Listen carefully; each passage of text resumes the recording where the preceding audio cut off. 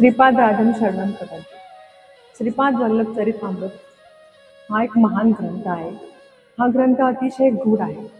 तुम्ही एकदा वाचायला सुरुवात केली तर पुढे काय होतं याची उत्सुकता खूप लागते. कधी एकदा हा ग्रंथ पूर्ण होतो असं वाटतं. हा ग्रंथ या कलियुगामध्ये कल्पवृक्षासारखा आहे. या ग्रंथामुळे तुम्ही श्रीपाद श्री वल्लभ यांच्याशी आपोआप जोडले जातात आणि तुमच्या सुख आणि शांती आणि समृद्धी या सगळ्या गोष्टी तुमच्याकडे आपोआप येतात.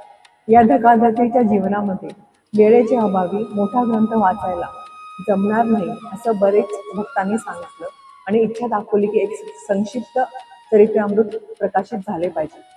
श्रीपाद श्री वल्लभ यांच्या कृपेने संक्षिप्त चरित्रामृत हे प्रकाशित झाले आणि ह्याचा अनुभव पण बऱ्याच लोकांनी घेतला आणि त्यांनाही बरेच याचे फायदे झाले.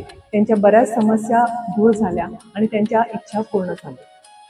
ह्याचं पारायण तुम्ही कशाही प्रकारे करू शकता. प्रत्येक अध्यायाचे वेगवेगळे फायदे आहेत.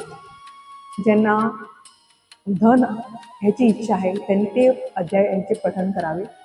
उदाहरणार्थ कोणाला तब्येत चांगली राहावी अशी इच्छा असेल तर अध्याय 12 आणि अध्याय 51 ह्याचे पठण करावे किंवा 2 अध्याय ह्याच्याप्रमाणे 27 दिवसामध्ये तुम्ही पूर्ण पारायण करू शकता.